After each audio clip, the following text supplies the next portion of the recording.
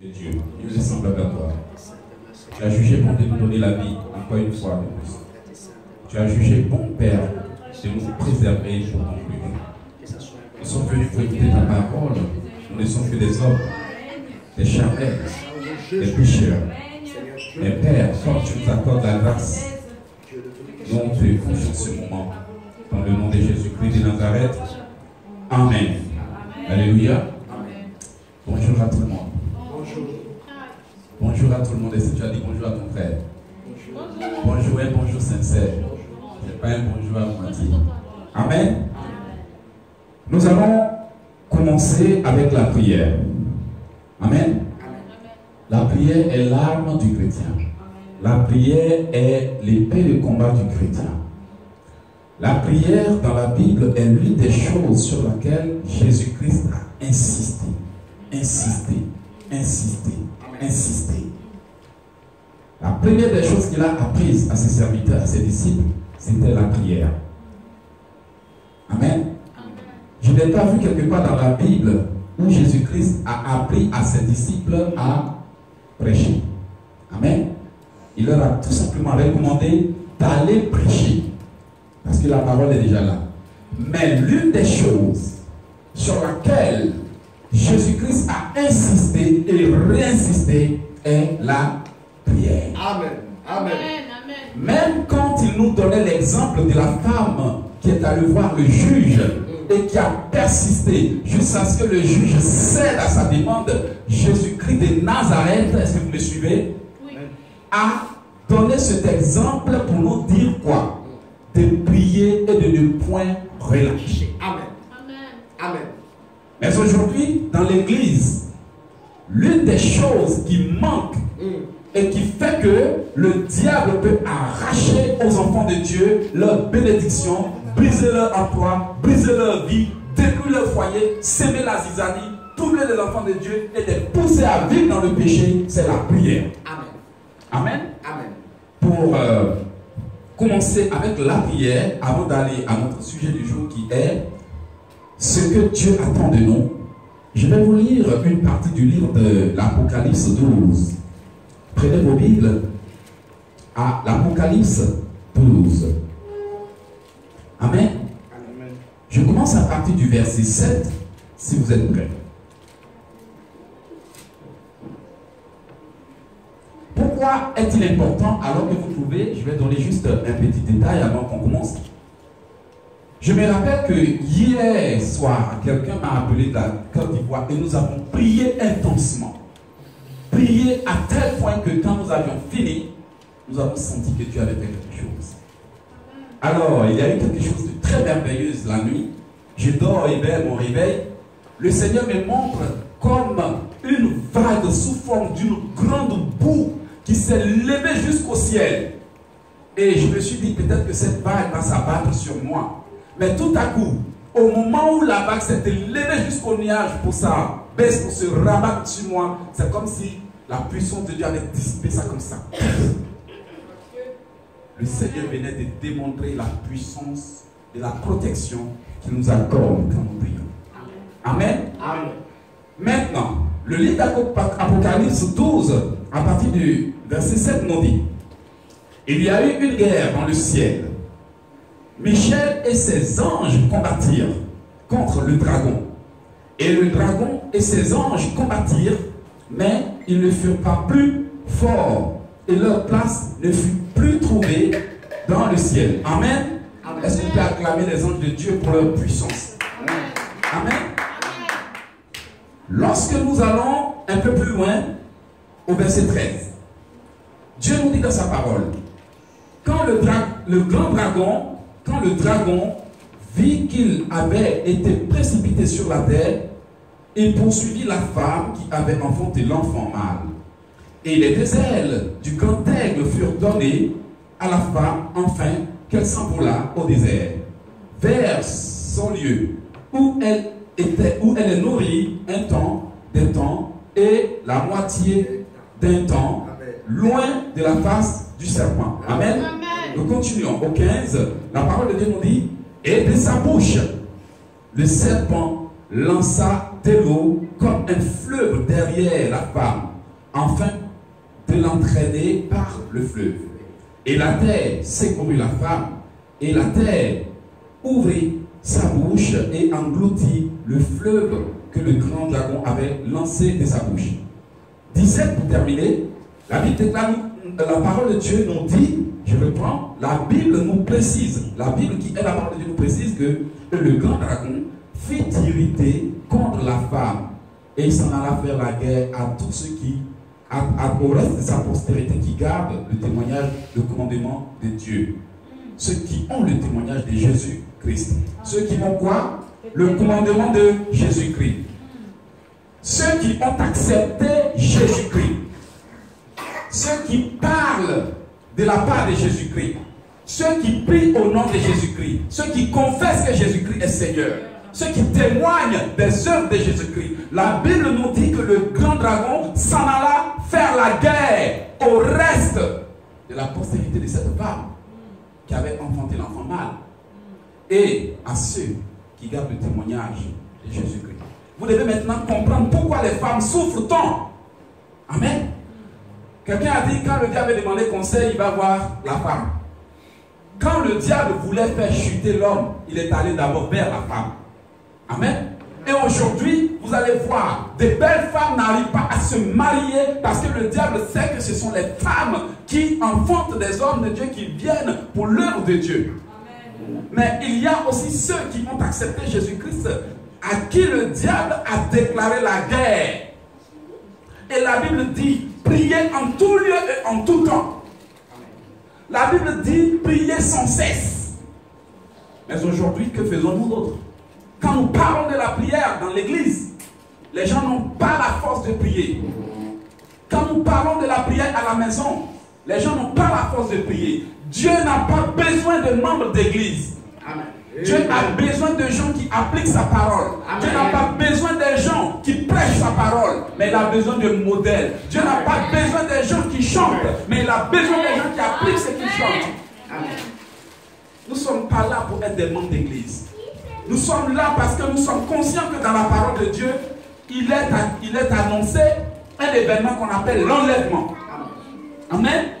Et aujourd'hui, nous faisons plein de choses dont la Bible ne nous parle pas. Amen. Au lieu de faire ce que la Bible nous dit. Amen. Les enfants de Dieu sont à l'église, on donne un point de prière. Ils sont incapables d'ouvrir la bouche parce qu'on les a habitués à écouter, à recevoir des prières, à recevoir des impositions de mains, à suivre les prophètes et je ne sais quoi, mais on ne les a pas formés à combattre.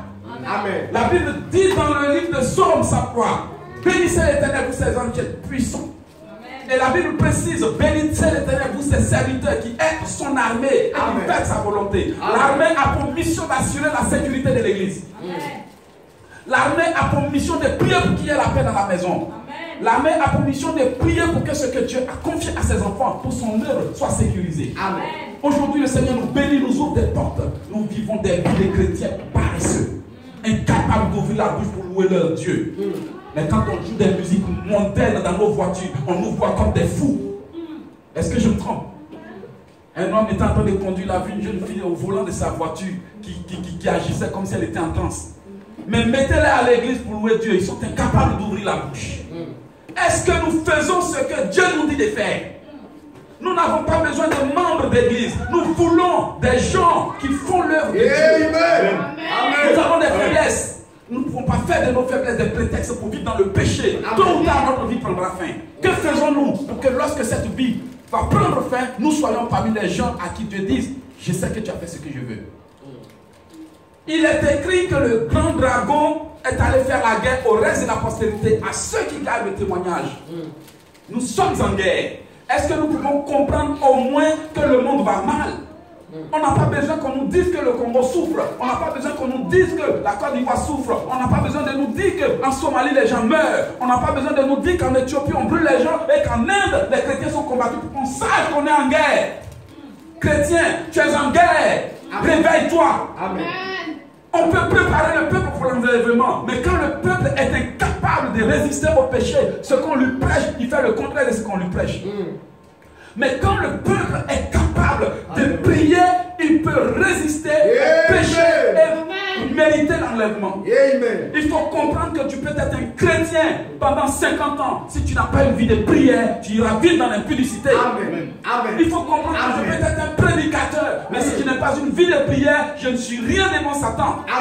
On n'a pas besoin de membres d'église, on a besoin d'enfants de Dieu dignes du nom de Jésus-Christ de Nazareth. Est-ce qu'on peut acclamer le Seigneur? On vient à l'église pour nos intérêts. On vient à l'église pour nos intérêts. Jésus dit, priez dans tout lieu, dans tout temps. La Bible déclare, malheur à la terre, car le diable est descendu avec une grande fureur. Quelqu'un a dit qu'il y a plus de démons sur la terre qu'au ciel. Chaque démon cherche un individu, un corps à posséder. Et il y a des gens qui sont possédés mais qui ne savent pas qu'ils sont possédés. Quand on a l'Esprit de Dieu, on a une vie de prière. Mais quand on n'a pas l'Esprit de Dieu, on vient le dimanche à l'église, le soir, on s'en va coucher avec des gens. Et après on vient prendre la parole, on parle à Dieu, on est étonné que notre vie va mal. Mon frère, voici la parole de Dieu. Pardonnez-moi de la façon dont je prêche. Ce matin, j'avais préparé un message. Lorsque j'étais dans la douche, le Seigneur me dit, voici le message que tu vas prêcher. On était prêt à venir, ma femme me disait, il dit non, je prends des notes. Parce que quelque part, le Seigneur n'est pas content de nous, ses serviteurs. Aujourd'hui, le peuple souffre, mais les premiers responsables, ce sont nous les serviteurs. Aujourd'hui, le monde vit dans le péché. Et les deuxièmes responsables, ce sont les chrétiens incapables de prêcher, incapables d'évangéliser, incapables de prendre leur temps pour louer, pour adorer Dieu. Dieu n'a pas besoin des chrétiens de dimanche. Dieu n'a pas besoin de quoi? Des chrétiens de dimanche. Dieu a besoin des gens du premier jour de la semaine jusqu'à la fin qui glorifient son nom. Je ne peux pas venir faire semblant comme si je suis seul le dimanche, alors que toute la semaine je vis dans l'impudicité, alors que toute la semaine je me bats, alors que toute la semaine je critique, alors que toute la semaine je juge, alors que toute la semaine je condamne, alors que toute la semaine je vole, je mens et je dis je suis un chrétien. Non. Changeons le mot. Changeons le mot. Nous ne sommes pas des chrétiens, nous sommes plus que les païens quand nous faisons ça. Mais aujourd'hui, nous qui sommes là, Dieu nous accorde une grâce. Une grâce. La chance de mériter une place dans la vie. Faisons-nous ce que Dieu veut. Faisons-nous ce que Dieu veut. Je ne pense pas que si nous faisons ce que Dieu veut, avant qu'on commence, je ne pense pas que si nous faisons réellement ce que Dieu veut, nous pouvons être dans les problèmes. Non. Non. Loin de là. Non. Il dit dans sa parole, la main de l'Éternel n'est pas courte pour vous sauver, ni son oreille dure pour entendre mes prières. Il dit, ce sont vos péchés qui mettent une barrière. Effectivement, le péché donne le pouvoir, le droit légal à Satan de dire non à ton miracle. Et personne au ciel ne peut changer. Parce que Dieu tient sa parole. Est-ce que tu vis selon que Dieu veut? Tu n'as pas de mari, tu vis comment pour que Dieu te donne un mari? Tu n'as pas d'argent, tu vis comment pour que Dieu te donne l'argent? Tu as des difficultés, tu as fait quoi pour avoir ces difficultés? Je suis dans la souffrance, j'ai fait quoi pour être dans cette souffrance? Personne n'est épargné, nous sommes tous coupables. Et nous devons commencer à vérifier notre vie, à changer les choses pour que Dieu nous accorde quoi? Sa grâce. Parce qu'il dit dans sa parole que si nous nous repentons et que nous revenons vers lui, il nous fera grâce. On n'a pas besoin de membres d'église. On n'a pas besoin de quoi? De membres d'église. Mon frère, ma soeur, quand tu fais ce que Dieu veut, il fait ce que tu demandes. Amen. Quand tu fais quoi? Ce que Dieu veut, il fait ce que tu demandes. Quand quelqu'un est dans la volonté de Dieu, cette personne peut se mettre là, dire j'arrête la pluie et il ne pleuvra point. Si c'est tu vis comment pour que tes problèmes soient toujours là? Tu vis comment pour que tu aies chuté à ce point? Tu vis comment pour que depuis des années tu tournes en rond et il n'y a pas de solution? Je ne suis pas venu pour juger quelqu'un, mais je suis venu pour donner un message. Peut-être que je ne mérite pas de vous dire ça, mais il y a un Dieu qui dit annonce la vérité à mon peuple. Sommes-nous des chrétiens ou bien sommes-nous des païens? Quelle musique résonne chez nous du lundi au jeudi? Quel discours résonne chez nous du lundi au jeudi? Du jeudi au vendredi, du vendredi au dimanche. Dieu n'a pas besoin des chrétiens des dimanches. Dieu a besoin de modèles. Dieu a besoin des gens dignes de faire la différence. Il dit dans sa parole en Ésaïe, il y aura la différence entre vous qui le servez et ceux qui ne le servent pas. Amen. Y a-t-il cette différence? On est à l'église, l'autre met sur le téléphone, en train de lire des mails. On quitte ici, on va dormir sur les réseaux sociaux. On quitte ici, on va partager des messages bidons qui ne sont même pas édifiants. Mais nous disons que nous sommes des chrétiens. On se croise dans les boîtes de nuit. Nous disons que nous sommes des chrétiens. Amen. Des fois, même quand on parle à un homme, un païen, même il se demande même si on est chrétien. Notre façon de s'habiller. On s'habille même, on ne réfléchit même pas que nous sommes des modèles. Excusez-moi, on ne va pas venir à l'église seulement pour lire la parole, pour faire acte de présence. On est venu pour que Dieu nous change. On est venu pour que Dieu nous aide. On est venu pour mener une bonne vie. Parce que nous savons une chose. Nous sommes venus sur cette terre pour une mission. Un but. Si nous ne faisons pas ce que Dieu veut, la souffrance, comme la parole de Dieu nous dit, le salaire du péché, c'est la mort. La mort, là, c'est pas que tu vas tomber des mains pour aller t'enterrer. La souffrance dans tous les domaines de ta vie. Je ne suis pas venu pour juger quelqu'un, mais je veux tout simplement donner le message que le Seigneur voudrait que je partage. Est-ce que tu fais ce que Dieu attend de toi? Si tu le fais, pourquoi est-ce que les choses sont bloquées? Pose-toi cette question. Si tu le fais, pourquoi tu as chuté autant? Pose-toi cette question. Si tu le fais, pourquoi tu te débats autant? Pose-toi cette question. L'une des choses que Satan aime faire, c'est de blaguer les gens, comme on le dit chez nous, et de leur faire croire qu'ils sont dans le juste, alors que leurs problèmes leur témoignent qu'ils sont dans l'erreur. En tout cas, mon frère, ma soeur, réfléchis à ça. Tu vas maintenant baisser la tête et dire à Dieu, pardonne-moi. Avant qu'on commence, baisse ta tête et dis à Dieu, pardonne-moi. Parce qu'il y a quelque chose que tu attends de moi. Dieu ne t'a pas envoyé au Canada pour travailler, pour t'enrichir seulement. La richesse, il te l'accordera. Vous me suivez, s'il vous plaît? Il t'accordera la richesse pour son œuvre. Il t'accordera la richesse pour aider les pauvres. Il t'accordera la richesse pour investir. Mais quand il t'accorde cette richesse et que tu ne payes pas ta dîme, tu ne donnes pas d'offrande, tu ne te soucies pas de tes semblables, tu ne fais pas ce que tu dois faire avec et que tu passes le temps à t'amuser, un jour vient où il te retire cette richesse. Amen. Amen. Je ne peux pas prêcher comme si j'étais un saint. Je me rappelle qu'il y a des années de cela. Lorsque j'avais eu ma première fille, j'ai crié à Dieu, Seigneur, j'ai besoin d'aide parce que tu m'as donné une fille. Cette fille ne peut pas vivre dans la faim. Le même jour, j'ai reçu un mail de quelqu'un en France. Je veux devenir ton ami. Et à partir de ce moment, des demandes ont commencé à venir de partout. Les gens ont commencé à m'aider financièrement, sans que je leur demande. Après, c'était des invitations de billets d'avion. Mais comme Satan est malin, un bon jour, excusez-moi du terme, mais une amie se présente pour dire, oh, j'ai ma camarade qui dit qu'elle t'aime. Elle dit, ah bon, mais je ne suis même pas allé chercher une femme. Bon, ça, c'est femme gratuite, ça. Excusez-moi du terme, bêtement, j'ai commencé à tomber dans le plan du diable. J'ai commencé à vivre dans le péché. Et le Seigneur envoyait des rêves, des signes pour me ramener sur la bonne voie. Et j'écoutais la parole de Dieu à l'église pour me dire reviens sur la bonne voie. Et je n'écoutais pas. Je m'enfonçais dans le péché. Je croyais que aller à l'église, être chrétien consiste tout simplement à aller à l'église pour lire la Bible, mon frère. Si tu fais ça, tu te trompes. Reviens à Dieu. Amen. Quelques jours après, les rêves et les signes que je n'ai pas écoutés, j'ai fait un rêve où j'étais dans un grand champ qui représentait la bénédiction que Dieu m'avait donnée. Et du ciel, je vous le dis, on ne peut pas mentir sur Dieu. Le Seigneur m'a appelé 3 fois du ciel. Éloge, éloge, éloge.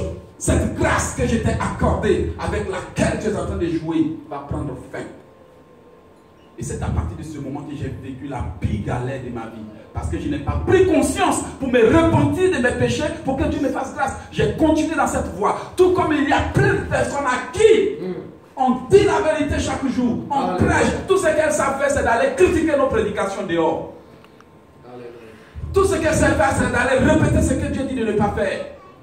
Tout ce qu'elles savent faire, c'est d'aller vivre comme Dieu nous dit de dire aux gens de ne pas vivre. Tout ce qu'on sait faire le dimanche, c'est d'adorer Dieu, mais quand on va à la maison, nous sommes des gens totalement différents. Et ce n'est pas étonnant que nous soyons là et à cet âge, nous sommes encore en train de nous débattre pour le nom des deux bouts. Amen. Amen. La Bible déclare qu'on ne se moque pas de Dieu. Amen. Ce qu'un homme aura sémé, il le moissonnera. Tu ne peux pas tromper Dieu. Il dit dans le livre de Malachie, vous êtes dans le malheur parce que vous me trompez. Un homme peut-il tromper Dieu? Un homme peut-il mentir à Dieu? Tout ce que tu fais, il voit. Les copines, les copains, il voit. La boisson, l'alcool, il voit. Il ne peut pas te condamner pour ça, mais il te donne la chance de revenir à lui. Est-ce que tu fais ce que Dieu te dit? Mon frère, on ne peut pas se mentir éternellement. Quand on fait ce que Dieu dit, notre vie le témoigne. Nos projets fonctionnent. La Bible déclare que quand l'Éternel approuve les voies d'une personne, il dispose même le cœur de ses ennemis. Mais nous disons être chrétiens. Regardez notre vie. Des batailles incroyables. Qui peut se lever contre un juste et puis triompher? Dites-moi, qui peut se lever contre quelqu'un qui fait la volonté de Dieu et puis triompher? Saül a poursuivi David toute sa vie. C'est lui-même qui est mort à sa place. Quand tu es dans la volonté de Dieu, tout âme forgé contre toi sera nul et sans effet. Amen. Amen. Amen.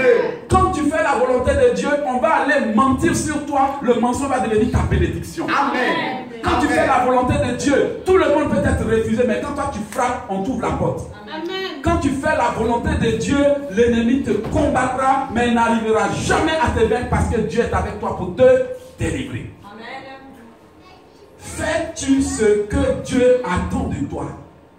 Maintenant, si tu sais que tu es venu dans ce pays, le Seigneur t'a ouvert les portes, il t'a béni, il t'a gratifié, il t'a protégé et que tu ne fais pas ce qu'il dit de faire, on doit se repentir. Amen. Baissons la tête et demandons pardon à Dieu. Seigneur, Dieu le Tout-Puissant, nous bénissons ton nom pour cette grâce que tu nous as accordée. Il déclare que le pardon se trouve au cœur. Tu nous dis de prier, nous ne prions même pas. Oh Dieu, tu nous dis de louer, nous ne louons même pas. Aie pitié de Jésus-Christ. Tu nous dis d'adorer, nous n'adorons même pas. Oh Dieu, le Tout-Puissant pour nos péchés. Souviens-nous, Seigneur. Si c'est parce que nous sommes faibles, aide-nous. Miséricorde, Seigneur. Aide-nous dans le nom puissant de Jésus-Christ de Nazareth. Amen. Amen. Prenons nos Bibles dans le livre de Jean 13. Jean 13, s'il vous plaît. 31. Amen. Amen. Je lis la parole de Dieu. Lorsque Judas fut sorti, Jésus dit, maintenant le Fils de l'homme a été glorifié. Je reprends s'il vous plaît. Jean 13, verset 31 à 35. Je reprends s'il vous plaît. Jean, le livre de Jean. Jean, c'est après lui. C'est pas un Jean, j'ai bien précisé. Jean. Jean 13. Nous lisons la parole de Dieu. Lorsque Judas fut sorti, Jésus dit, maintenant, le Fils de l'homme a été glorifié et Dieu a été glorifié en lui. Si Dieu a été glorifié en lui, Dieu aussi glorifiera en lui-même et le glorifiera en lui-même et il le glorifiera bientôt. Mes petits enfants, je suis pour peu de temps encore avec vous. Vous me cherchez et comme j'ai dit aux Juifs, vous ne pouvez venir où je vais. Je vous le dis aussi maintenant. Je vous donne un commandement nouveau. Aimez-vous les uns les autres. Comme je vous ai aimé aussi. Aimez-vous les uns les autres. À ceci, tous reconnaîtront que vous êtes mes disciples, si vous avez l'amour les uns pour les autres. Amen. Amen. Si vous avez l'amour les uns pour les autres. Voici ce que la parole de Dieu nous dit. Et comme je l'avais dit à Granby la fois passée, j'ai dit, Jésus-Christ a fait ce discours pour clore sa mission sur terre. Il était en train de dire qu'il avait accompli ce pourquoi Dieu l'a emmené. Amen. Et en allant, il donnait un commandement. Et dans ce commandement, il disait que pour reconnaître que nous, enfants de Dieu, nous l'aimons véritablement, pour reconnaître si nous l'aimons véritablement, ça doit être l'amour. Mais aujourd'hui, où est cet amour? ton frère souffre, incapable d'aller le soutenir. Amen. Amen. Ta soeur se bat, incapable d'aller le soutenir. Nous sommes tous concentrés à nous battre pour nos intérêts. Alors qu'il y a des gens à qui on peut donner des petits coups de main qui peuvent les soulager. Amen. Rien que par notre prière, donner un coup de main à son frère, c'est pas seulement prier, ou c'est pas seulement donner l'argent. Ça peut être ce dont la personne a besoin. Ok? Parce que je peux prier pour quelqu'un qui a besoin d'argent, mais ça ne sert à rien. Tu sais de quoi il a besoin. Je me rappelle, c'est comme quelqu'un qui me voit dans la galère, j'étais en train de souffrir, moi je vais le solliciter, il me dit, je vais la solliciter, c'est un gars, c'est un monsieur, je vais le solliciter, il me dit, je vais prier pour toi. Moi je suis en train de souffrir là, toi tu as les moyens, mais tu vas prier pour moi. Beaucoup de gens sont comme ça. Ils savent de quoi tu as besoin, mais au lieu de s'acquitter de leurs responsabilités, ils vont les mettre ça dans la main de Dieu. Dieu ne peut pas descendre du ciel pour venir m'aider à régler mon problème, il passe par les hommes. Amen. Donc, pour que nous soyons dans la volonté de Dieu, nous devons faire ce que Dieu nous a demandé de faire. La Bible, là, ce n'est pas seulement le livre de Jean. La Bible, ce n'est pas seulement le livre d'Apocalypse. La Bible, ce n'est pas seulement le livre de psaumes compris avec pour dormir parce qu'on veut la sécurité. De la Genèse jusqu'à l'Apocalypse, nous devons appliquer tout ce que Dieu dit à la lettre. Amen. À la lettre. Amen. Dieu ne nous a pas donné l'évangile pour que nous en fassions chacun sa doctrine, pour prêcher comme nous voyons. Non, nous ne devons pas prêcher comme nous voulons que le monde serve Dieu, mais nous devons prêcher comme nous voyons, comme Dieu attend de nous selon sa parole. Amen. Amen. Comme l'Esprit de Dieu veut. Amen. Aujourd'hui, nos églises, ce sont plutôt les doctrines. Les doctrines. Alors que nous oublions que quelque part dans la Bible, il y a quelque chose que nos sœurs, nos frères ne respectent pas. Mais nous oublions cela. Nous prêchons ce qui nous intéresse. Nous utilisons ce qui nous intéresse. Et nous savons même plus si nous sommes dans la volonté de Dieu ou pas. On n'est pas enfants de Dieu pour prêcher notre vision. Mais nous sommes des enfants de Dieu pour appliquer la vision de Dieu. Amen. Et la vision de Dieu consiste aussi à donner l'amour. La vision de Dieu consiste aussi à soutenir ton église. La vision de Dieu consiste aussi à évangéliser. La vision de Dieu consiste aussi à donner l'amour. La vision de Dieu consiste aussi à parler avec douceur. La vision de Dieu consiste à beaucoup de choses que nous laissons tomber. Quand bien même que la Bible dit aucune femme ne peut venir dans une assemblée avec la tête découverte, nos sœurs ne s'attachent pas à la tête. Quand bien même que la Bible dit que les femmes doivent être vêtues de manière honorable, nos sœurs s'habillent d'une manière incroyable. On ne peut même pas croire que ce sont des chrétiens. Quand bien même que la Bible dit que nous devons prier nuit et jour, quand nous allons à la maison, nous ne prions pas. Nous cherchons seulement des gens qui ont onction pour nous imposer la main. Dieu n'a pas dit qu'il n'y a seulement que les pasteurs qui peuvent faire des miracles. Jésus dit, si vous croyez en moi, vous verrez plus que ce que j'ai fait. Amen. Amen. On ne peut pas être des chrétiens et vivre dans le monde, vivre même comme les gens de dehors et puis espérer avoir la gloire de Dieu. Non. Loin de là, enlevons-nous cette pensée. Comme je le dis, nous devons faire ce que Dieu veut plutôt que de faire ce que l'homme veut. Ce n'est pas moi. Ça n'a rien à voir avec ce que Eloge est venu prêcher aujourd'hui. Je suis qu'un instrument. Demain, Eloge peut ne pas être là. Mais quand Eloge n'est pas là, comment vis-tu à la maison? Comment vis-tu à la maison? Je vous donne un exemple banal. Aujourd'hui, notre frère a son restaurant. Comment faisons-nous pour attirer les clients? Aujourd'hui, nous avons notre église. Évangélisons-nous. On est content quand on vient le dimanche parce qu'on va avoir la place. Après, il y a plein de places vides. Mais c'est parce qu'on ne fait pas notre travail qu'il y a des places vides. Comment vivons-nous à la maison? Avons-nous une vie de prière ou bien nous avons une vie qui est basée seulement sur le travail? Malgré ça, tu n'arrives jamais à économiser, mais c'est parce que tu ne sais pas ce qui se passe. Tu ne te rends pas compte que c'est parce que tu ne fais pas ce que Dieu veut. Amen. Il est temps que nous cessions d'être des membres d'église et que nous soyons des modèles. Amen. Amen. Est-ce que tu fais ce que Dieu attend de toi? Mon frère, si le Seigneur t'a envoyé dans un pays et que tu fais ce qu'il attend de toi, tu n'auras jamais de problème. Amen. Amen. Si le Seigneur t'a envoyé dans ce pays et que tu travailles pour lui d'une manière ou d'une autre, ce n'est pas seulement venir prêcher. Il te préservera. Là où on a refusé les autres, toi on t'acceptera. Amen. Parce que tu es venu pour son intérêt. Mais quand tu oublies que Dieu t'a envoyé sur terre pour un but, où Jésus-Christ dit, je vous ai choisi pour que vous portiez des fruits et que vos fruits demeurent. Si tu fais cela, il doit te bénir. Quand tu cries, il doit te répondre. Maintenant, pose-toi la question. Est-ce que tu as fait ce que Dieu voulait que tu fasses? Est-ce que tu l'as fait depuis que tu es ici? Est-ce que tu le fais?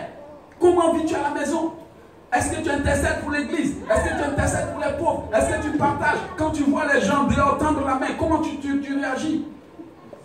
Est-ce que quand tu viens là, tu vas aller critiquer les prédications ou bien tu vas aller les appliquer? On ne vient pas à l'église pour prendre ce qui nous plaît. On doit mener une vie de prière, une vie de sanctification, dans un mode de vie de partage, de source de partage. L'enlèvement ne consiste pas seulement à vivre hors du péché. Je dis, l'enlèvement ne consiste pas seulement à vivre hors du péché. Parce qu'il y a des choses que tu peux ne pas considérer comme étant des péchés. Mais ce sont aussi des péchés. Le péché sexuel n'est pas seulement ça qui fait gagner le ciel. Amen.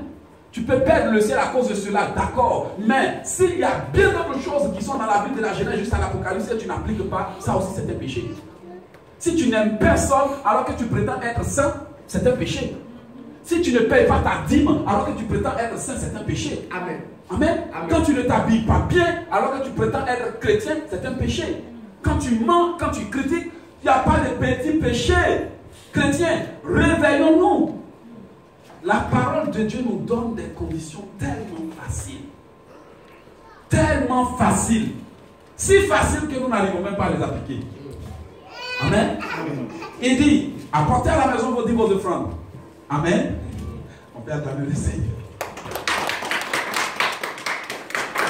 Apportez à la maison vos dîmes, vos offrandes. Mettez-moi de la sorte à l'épreuve. Et vous verrez. Si je n'ouvre pas sur vous quoi? Les écluses des cieux. Tu payes ta dîme, je te bénis. Tu ne payes pas ta dîme. Tu as des problèmes. Vous voyez?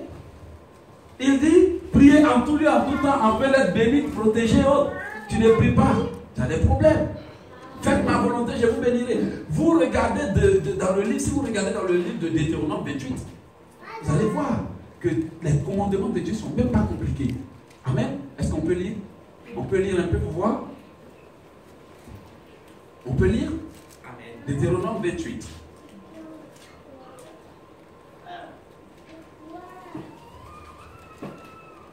On va lire quelques passages pour ne pas avoir, pour prendre le temps. Quelqu'un veut m'aider ou bien je peux faire la lecture? Papa Albert va nous aider. Je lis la parole de Dieu. Amen.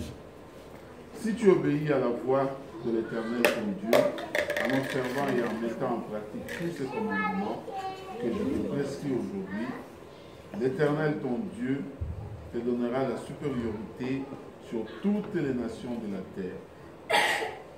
Voici toutes les bénédictions qui se répandront sur toi et qui seront ton partage lorsque tu obéiras à la voix de l'Éternel.